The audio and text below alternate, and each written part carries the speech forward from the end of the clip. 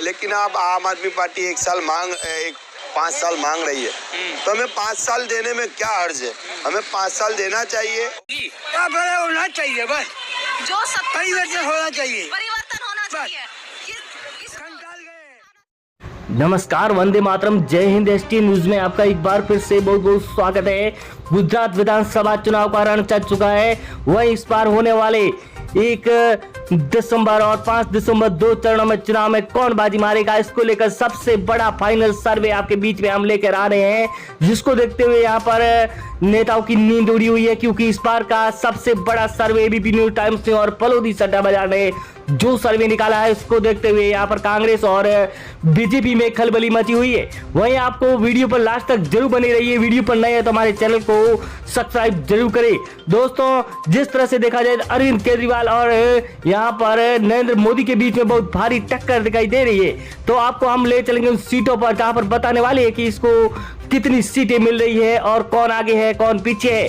ले चलते हैं, सब्सक्राइब जरूर करें। दोस्तों, सबसे पहले कच्छ की 6 सीटों की बात करें तो यहाँ पर आम आदमी पार्टी को 3 सीटें मिल रही है। वहीं बीजेपी के खाते में 3 सीटें जा रही है। कांग्रेस को 0 सीट और अन्य के खाते में भी 0 सीट जाती हुई नजर आ रही है। दोस्तों, यहाँ पर बहुत बड़ी टक्कर दिखाई दे रही है। वहीं आपको ले चलते हैं अमरेली की 5 सीटों पर, तो यहाँ पर आम आदमी पार्टी को 2 सीटें मिल रही है, तो बीजेपी के खाते में भी 2 सीटें हैं। वहीं कांग्रेस को 1 सीट और अदर को 0 सीट मिलती नजर आती दिखाई दे रही है। दोस्तों, वहीं अगला जिला जहां पर बात करें वडोदरा की 10 सीटों पर, तो आम आदमी पार्टी को 4 सीटें मिल रही है। वहीं बीजेपी के खाते में 5 सीटें जा रही है, तो कांग्रेस को 1 सीट, वहीं अन्य को 0 सीट मिल रही है। यहाँ पर बीजेपी को थोड़ा सा ज्यादा फायदा होता नजर आ रहा है।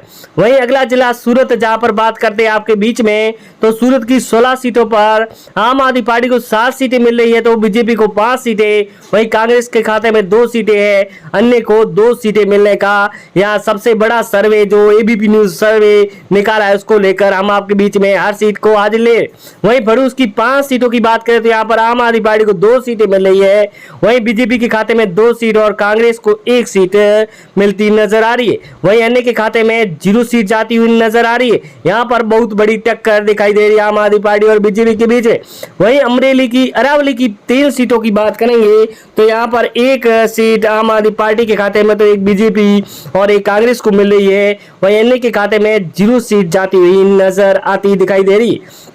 वहीं अगला जिला सुरेंद्रनगर की 5 सीटों पर बात करें तो यहाँ पर आम आदमी पार्टी को 2 सीटें हैं, तो बीजेपी को 2, वहीं कांग्रेस के खाते में 1 सीट जाती नजर आ रही है, तो अन्य को 0 सीट मिलती नजर आती दिखाई दे रही है। वहीं अगला जिला जहां पर बात करें वलसाड़ की 5 सीटों पर, तो यहाँ पर बीजेपी को 3 सीटें और आम आदमी पार्टी को 2 सीटें मिल रही है, कांग्रेस को 0 है, वहीं अन्य के खाते में 0 सीट जाती हुई नजर आती दिखाई दे रही है। यहाँ पर बीजेपी आगे दिखाई दे रही है। वहीं अगला जिला जहां पर बात करें जूनागढ़ की 5 सीटों पर, तो यहाँ पर आम आदमी पार्टी को 4 सीटें मिल रही है, वहीं बीजेपी के खाते में 1 सीट जा रही है और कांग्रेस और अन्य के खाते में 0 सीट जाती हुई नजर आती दिखाई दे रही है।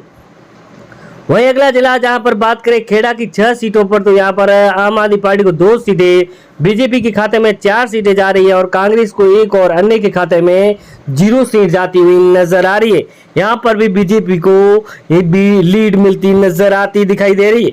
वहीं अगला जिला जहां पर बात करेंगे द्वारकाधीश की 2 सीटें, तो 2 की 2 यहाँ पर बीजेपी के खाते में जा रही है, क्योंकि यहाँ पर बीजेपी का गढ़ माना जाता है और आम आदमी पार्टी को 0, कांग्रेस को 0 और अन्य के खाते में भी 0 सीट जाती हुई नजर आती दिखाई दे रही है। अगला जिला जहां पर हम बात करेंगे जामनगर की 5 सीटों पर, तो यहाँ पर आम आदमी पार्टी को 3 सीटें मिल रही है, वहीं बीजेपी को 2 सीटें, कांग्रेस को 0 और अन्य के खाते में 0 सीट जाती हुई नजर आ रही है। यहाँ पर आम आदमी पार्टी को बहुत बड़ा बढ़त मिलती नजर आ रही है। वहीं दाऊद की 6 सीटों की बात करें तो आम आदमी पार्टी को 2 सीटें हैं, वहीं बीजेपी को यहाँ पर 0 सीट मिल रही है, कांग्रेस के खाते में 4 सीटें जा रही है और अन्य को 0 सीट मिल रही है। यहाँ पर कांग्रेस को ज्यादा सीटें मिलने का दावा सामने आया। वहीं पोरबंदर की 2 सीटों की बात करें तो 2 की 2 यहाँ पर कांग्रेस को मिल रही है। यहाँ पर कांग्रेस का गढ़ माना जाता है, इसीलिए यहाँ पर कांग्रेस को फायदा होता नजर आ रहा है। पाटन की 4 सीटों पर यहाँ पर आम आदमी पार्टी को 2 सीटें, बीजेपी को 0 सीटें, वहीं कांग्रेस को 2 सीटें और अन्य के खाते में 0 सीट जाती हुई नजर आ रही है। जो हम सीटें दिखा रहे हैं वो सबसे बड़ी सर्वे के मुताबिक दिखा रहे हैं। वहीं अहमदाबाद की 21 सीटें जहां पर बीजेपी को 10 सीटें हैं तो आम आदमी पार्टी के खाते में 7 सीटें हैं। वहीं कांग्रेस को 4 सीटें मिलती नजर आ रही है तो अन्य के खाते में 0 सीट जाती हुई नजर आ रही है।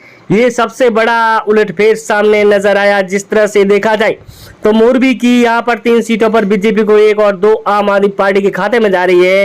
कांग्रेस को 0 सीट है, वही अन्य के खाते में भी 0 सीट जाती हुई नजर आ रही है। दोस्तों अगर 182 सीटों पर सबसे बड़ा महाउपरी पोल हम आपके बीच में जो लाए हैं उसको देखते हुए यहाँ पर आंकड़े एकदम परफेक्ट नजर आ रहे। देखा जाए तो यहाँ पर आम आदमी पार्टी और बीजेपी के बीच में बहुत भारी टक्कर रहने वाली है। तो इस बार जिस तरह से त्रिकोणीय मुकाबले में आम आदमी पार्टी की एंट्री के बाद में कौन बाजी मारेगा, इसको लेकर बहुत बड़ा उलटफेर होगा या नहीं, इसको लेकर बहुत बड़ी चर्चाएं हो रही है। जिस तरह से फ्री के वादे सामने नजर आ रहे हैं तो दूसरी ओर नरेंद्र मोदी की रैलियां और बड़े बड़े वादे भी सामने आते नजर आ रहे। तो दोस्तों इस बार का गुजरात चुनाव में कौन मारेगा बाजी, तो आप भी कमेंट बॉक्स में जरूर बताइए कि आप गुजरात के किस जिले से है, तो वहां पर आपके यहाँ कौन जीतता हुआ नजर आ रहा है, अरविंद केजरीवाल या नरेंद्र मोदी। इनके बीच में बहुत भारी टक्कर दिखाई दे रही है।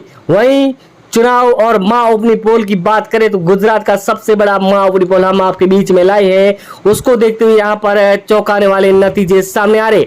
वहीं कांग्रेस इस बार गुजरात में दूर दूर तक नजर नहीं आ रही है क्योंकि कांग्रेस को यहाँ पर कम से कम 15 या 20 सीटें मिलने का दावा